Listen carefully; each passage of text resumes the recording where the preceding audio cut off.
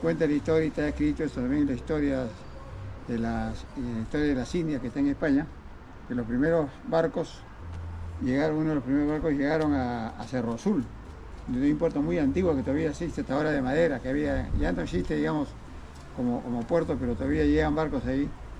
Y vinieron los galeones y acá en Cañete funcionaba una capitanía. En esa época el Virreinato estaba distribuido en capitanías.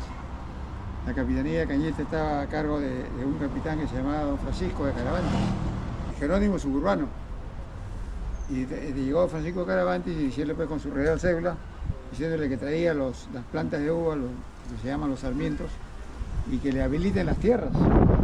Tierras que él pedía que eran tierras propicias para el cultivo de la uva en España, los grandes valles productores, que son tierras con agua todo el año, clima templado, nunca más de 30 grados, en invierno de 15, que tengan sol permanente para la época de la madurez de las uvas, y nunca más de 2000 metros, entre 100 hasta 800 metros, y lo ideal es que no pase 1000 metros. Y si tú te das cuenta de Cañete, uno de los primeros valles que hay con esas características es este valle de Cañete justamente. Una de las primeras plantas que se bajaron en esa época se sembraron en este valle, el valle del río Cañete. De aquí lo llevaron a Ica, lo llevaron a Arequipa, lo llevaron a Moquegua, a Tacna, inclusive lo llevaron al Cusco y Ayacucho. Diferentes valles productores, donde la uva, pues, por ser un producto nuevo, tierras vírgenes, tierras extraordinarias, que habían estado trabajadas durante años por los incas, muy bien abonadas, muy bien trabajadas, dieron pues una cantidad de uva extraordinaria.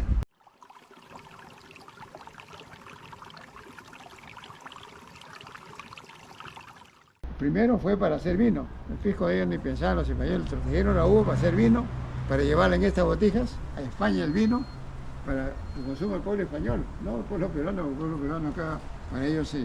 El Perú era un lugar de conquista que venían a llevarse el oro. Ellos no vinieron acá ni trajeron cultura ni nada, sino vinieron solamente a explotar las minas y a llevarse el oro. Esa fue la conquista española. Aparte del caballo y el fusil que trajeron para conquistar y someter al pueblo inca, que lo hicieron y mataron pues varios millones de incas, ¿no? Entonces llenaban en esto, las botijas llenaban el vino. Se pisaba el vino, sacaban el jugo, y estos se lo llevaban en los barcos. Miles de estos llevaban en los barcos a España, para terminar el proceso del vino. Acá están cómo se cargaban las botijas, con esto le llaman el burrito. Un hombre ahí, otro atrás, la botija al medio. Acá estaba fermentando el pisco. Y se cargaba así, se llevaba a vaciar a los fermentadores. Mira esta paila antigua de cobre forjado a martillo, mira. Esta paila tiene 300 años. Esta es la prensa también, esta es la prensa antigua. Pero estos son antiquísimos.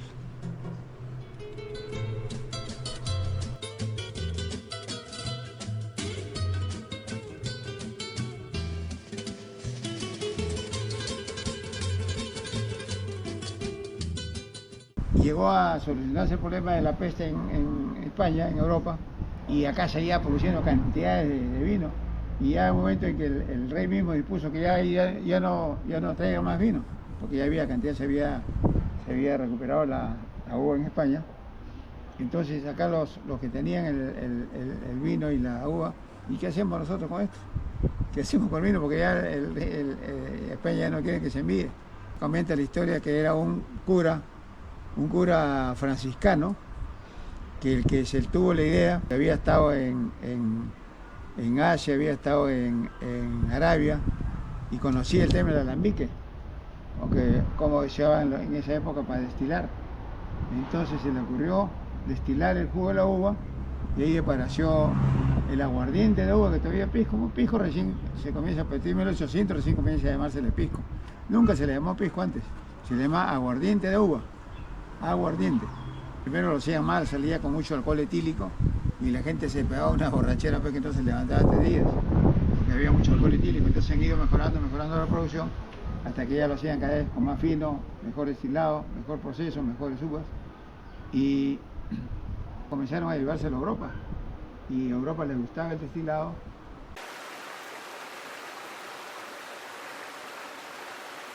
La gran calidad de los productos que se hagan está en su calidad de destilado y en el mínimo porcentaje de alcohol metílico. Todos los alcoholes más finos son los que menos alcohol metílico tienen, porque el alcohol que producen estos destilados por su materia prima excelente, que entre ellos la que mejor está, que es el pisco, por ser de uva, es el pisco, porque es la que menos cantidad de alcohol metílico procesa. ¿Y por qué hago resaltar esto? Porque el alcohol metílico es lo que origina en el ser humano cuando lo consume un alcohol, es lo que origina la resaca, la famosa resaca que tenemos, es porque el alcohol metílico no lo procesa el hígado.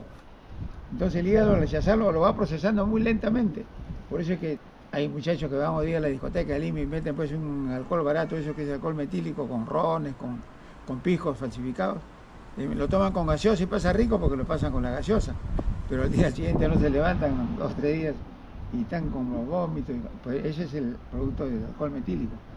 Entonces nosotros tenemos la particularidad nos hemos preocupado mucho por esa calidad. De ahí que la gente que degusta o toma nuestros licores al día siguiente amanece pues perfecto, ¿no?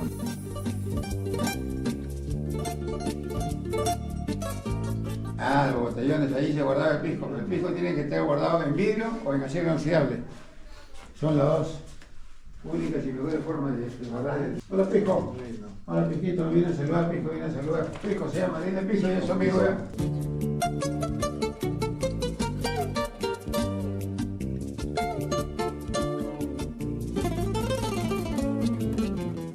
Este es el alambique, también alambique colonial, de cobre forjado a mano. Que la olla ahí se prende la leña y acaba el jugo de uva. Acá entran 800 litros de jugo de uva, se hace hervir el jugo de uva y circula por acá el gas. Este se llama capitel, se llama cuello de ganso. Hierve el jugo de uva como si fuera, como cuando hierve el agua sale el vapor circula por acá, por ese condensador, y circula agua fría, se abre ya la sequía y entra el agua fría por esas entradas y se va condensando el vapor caliente.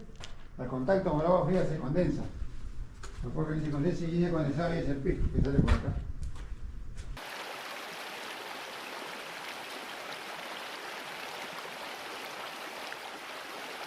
Aquí en el año 1800 y pico, antes de la Declaración de Independencia, es que se le pone el nombre de pisco. ¿Por qué? Porque toda esta producción del aguardiente de uva salía por el puerto de Pisco, que en esa época no se llamaba Pisco. Y había un nave latinoamericana en la costa latinoamericana, y en la costa de Pisco y la costa peruana, había una avecita. Esa avecita en quechua, pisco, quiere decir ave. Entonces la gente cuando preguntaba sobre el aguardiente, todo el mundo decía pisco, pisco, ¿por qué? Por acá venían las grandes carretas, venían las mulas cargadas de las botijas y ahí lo embarcaban al extranjero. Entonces de ahí viene el nombre de pisco, después le hicieron pisco y se quedó con pisco. Y prueba ellos que al pueblo que había ahí le pusieron pisco, por el nombre de este pájaro.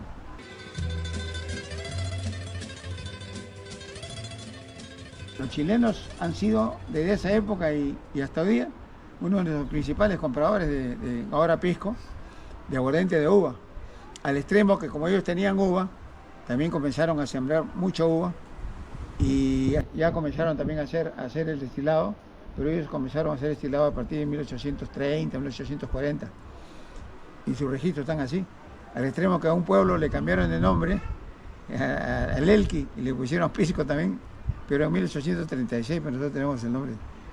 Después la denominación de origen la inscribieron ellos con un excelente espíritu comercial, lo inscribieron en muchos países de Europa y en Estados Unidos, pero después un buen trabajo de los productores pisqueros y un buen trabajo de las cancillerías se ha logrado recuperar el nombre de pisco como denominación de origen peruana. Hoy día ya en muchos países solamente se acepta el nombre de pisco como peruano, el caso de la Comunidad Europea. Otros lo aceptan a los dos y muy pocos lo aceptan el chileno. Pero la Comunidad Europea, toda la Comunidad Europea el Parlamento Europeo dio una ley en la que reconoce a partir del 2028, solamente el Perú como pisco, porque el Perú ha logrado demostrar el origen, la autenticidad y la ancestralidad. ¿Cuál es la diferencia fundamental entre el pisco y el aguardiente chileno? Correcto. Yo te mencionaba hace un rato que no es un tema solamente de hablar del destilado, o del producto final que es el pisco, el destilado, sino para que produzca ese pisco tiene que tener calidad de materia prima. ¿Y cuál es la materia prima? Las uvas. Los chilenos no tienen uvas pisqueras, ellos tienen uvas vineras, que hay que reconocer que han trabajado muy bien los vinos, vienen trabajando cerca de 40 años en los vinos, cada año crecen más en el tema de los vinos y su calidad de vinos ha mejorado bastante, al extremo que hoy día no tienes tú ya país en el mundo que no tenga vinos chilenos, y está hoy día codeándose con los grandes vinos franceses, italianos, españoles, argentinos que hay en el mundo, ¿no? Pero ellos fijaron en la meta en el vino y en el vino. Después, cuando vieron el auge en Perú, se fueron al lado del primer jugo de la uva en vino. Y todavía queda pues el bagazo, cascarón, ¿cómo utilizamos eso? Entonces vamos a hacer pisco. La primera gran diferencia es esa, que del primer jugo de la uva, los chilenos hacen vino. Nosotros el primer jugo de la uva hacemos pisco. Ellos del segundo jugo de lo que queda del bagazo le echan fermentadores, le echan aguapié y de ahí fermentan y destilan y sacan su aguardiente. Nosotros no, nosotros hacemos del primer jugo de la uva. Abajo tengo el pisco chileno, pisco mal llamado pisco, el aguardiente chileno, hasta el color. Tú ves el color es amarillento, ¿no? Y su grado 35 grados, porque no le da más pues. Un segundo jugo de la uva no te da más de 34, 35 grados, 32 grados. El pisco tiene que ser translúcido la luz, como es un buen vodka, un buen gin. El whisky cuando recién se destila es blanco. El whisky recién destilado es blanco totalmente, como los rones. Todos los rones recién destilados son blancos. Cuando lo meten a la pipa de roble, recién ahí toma el color amarillo.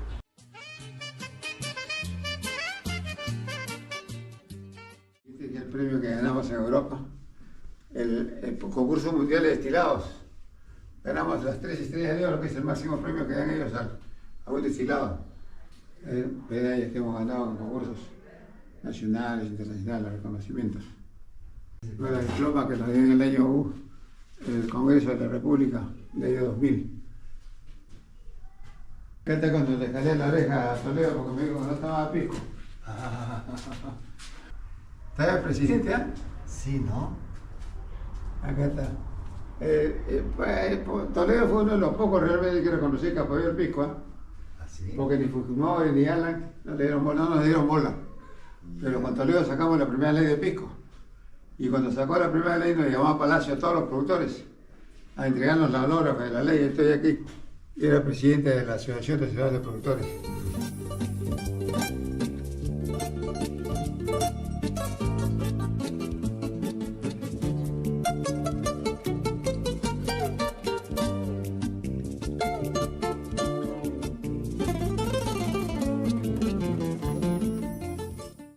Primero nosotros, como te decía, somos un producto que hasta el día de hoy se maneja 100% artesanal.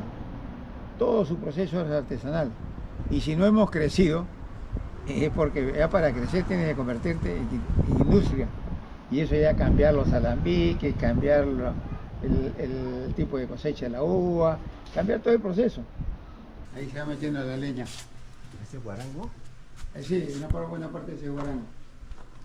Ahí se va metiendo la leña y con eso se cose el jugo de la uva.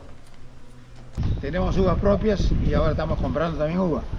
Entonces estamos creciendo un poco, pero creciendo un poco ya tratando de no tocar la parte artesanal. El pisco lo exportamos, no en cantidades industriales, pero sí exportamos a restaurantes. En el Gualo Astoria de Nueva York, por ejemplo, que es uno de los restaurantes más famosos aquí en Nueva York, siempre hay pisco ribereño. Y así lo tenemos en determinados hoteles, restaurantes de categoría mundial, pero no es una exportación masiva para que se venda en supermercados, porque sería ilógico. Teníamos que tener una cantidad después que no estamos en capacidad de producir.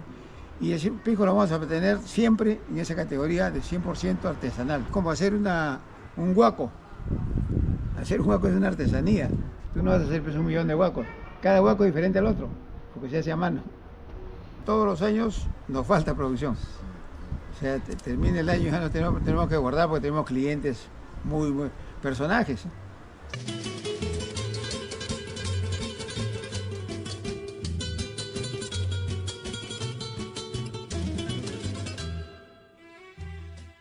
Alambique de prueba, así como un laboratorio.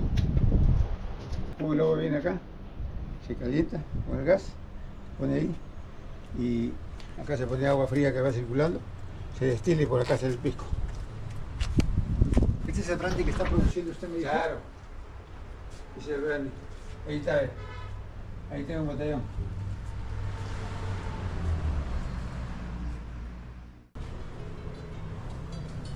Ese es mis hijos, le han puesto mi nombre, pues. Este es el brandy. Salud.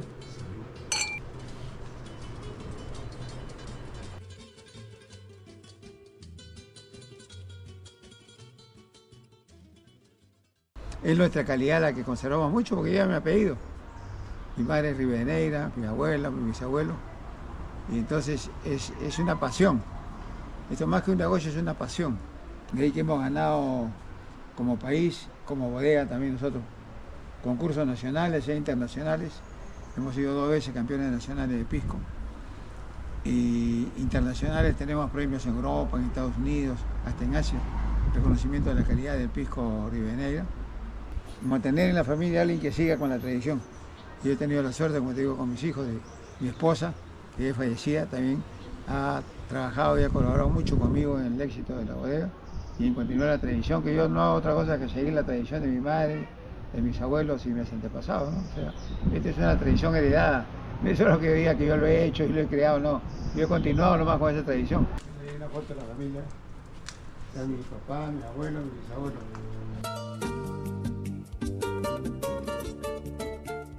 Nosotros tenemos registrado en la Historia General de las Indias, que está en España, y que tenemos una copia del libro original, donde están los apellidos Ribeneira.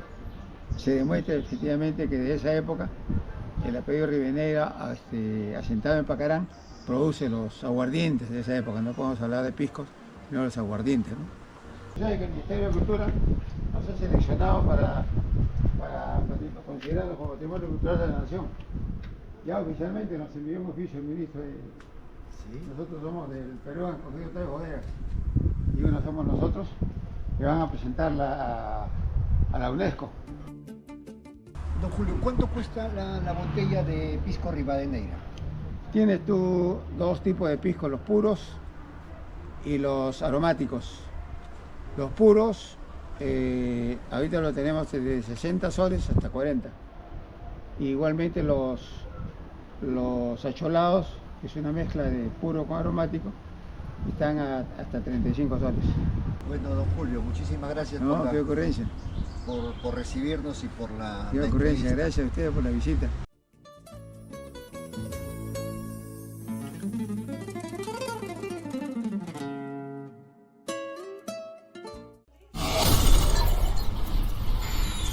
Preview.